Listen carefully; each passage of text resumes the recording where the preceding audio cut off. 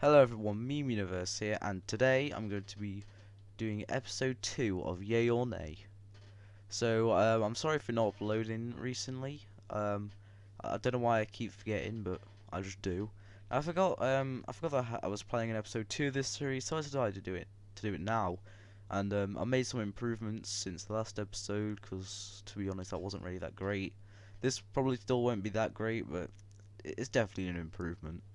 So let's get straight into this, and today I'm going to be reviewing this SNES Classic, or SNES Classic, however you want to pronounce it. I don't really care. So, it is a plug-and-play console, with 21 games built into it, which isn't as much as the NES Classic, which came before it, which I don't own, because they're literally impossible to find, and they're just extremely expensive. I think they go for around 150 quid, but I wouldn't really want to get it. As with my other video, I'm sorry if I keep messing up what I'm saying, because I don't have a script for these. I really should, but I just don't. So, some of the games included, this isn't all of them, this is just a short list of some of the notable games. So there's Super Mario World, Super Mario Kart, Legend of Zelda: Link to the Past, Yoshi's Island, Donkey Kong Country, Star Fox, and the never before seen Star Fox 2. It's pretty nice how they decided to add that in. Even though it's cancelled, it was actually completely finished, but they did cancel it since Star Fox 64 was coming out.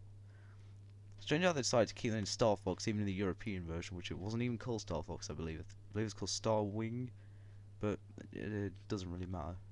That's kind of just an obscure fact. But what's included within this console?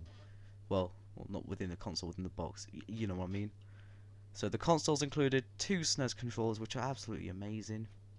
USB, which is to supply the power. You need like a phone charger, or something just a plug that has a USB port in it.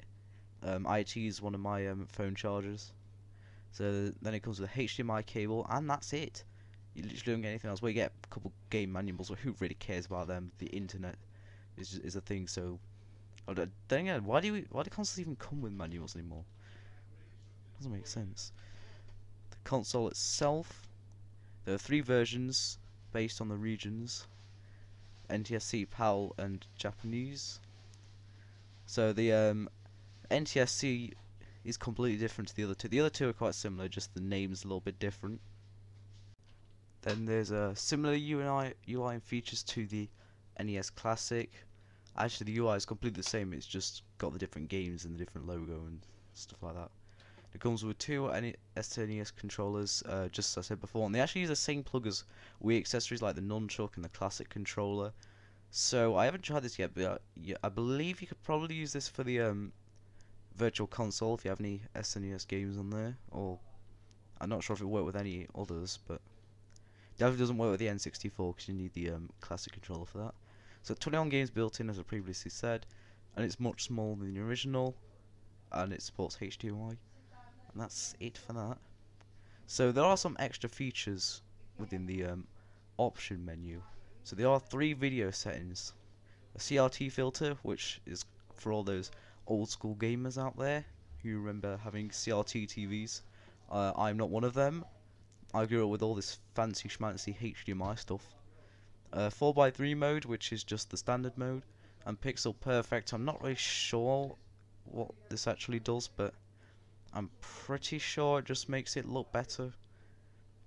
Then again, none of them are full screen, so they're all kind of the same except for the CRT, but still. And you can pick from a variety of borders, which, to be honest, actually look pretty nice. The green one with the lines, that one's pretty sick, and it changes colour as well. So this is the UI of the NTSC version. Of course, if you have different versions of the console, look different. Mine does not look like this, because I obviously have the European version. So, looking at this UI, we have the display menu, the settings menu, the languages settings, the legal settings, I think that is, like some of the legal documents and stuff, I don't know. Then they have the manual, which, wait a second, why is there a manual coming in the box if there's just, it doesn't matter. So you have the game that's being selected, and then a list of games at the bottom. So one of the coolest things about this is that you can actually save. While that is possible on the Virtual Console, you can only have one save. But on this, you can have 4, just like the NES Classic. So if you press down after playing a bit of a game, the game will appear with wings, which looks a little bit weird, but it still looks cool. Then you can press Y to save it into a new slot, and if you want to overwrite data, just select the slot which data was already on and hold Y. And by pressing down and selecting one of the datas, you can play from that point. I think this feature is actually really cool, because it means like you don't have to start everything again. I mean, some games already had a save feature like Super Mario World, but this just makes it a lot easier. So with all facts out of the way, it's time to decide whether the SNES Classic gets a yay or a nay. But first, we must take a look at the yays and nays. So for the yays, it's small so it doesn't take up much space, the games look very good, the controllers are just really awesome to use, the game selection is pretty decent, and the ability to save games is nice and cool. Sorry for the cringe right there. And for the nays, games are in full screen, and there could have been more popular games, but it doesn't really matter. So, the SNES Classic gets a big fat yay from me, because the games are great quality and they're a decent selection of games. They might not be full screen and there could have been more, but they're just little minor things. So if you're planning to get one of these, then in the UK they're around 70 to 80 quid, but in the US they seem to be a bit more expensive.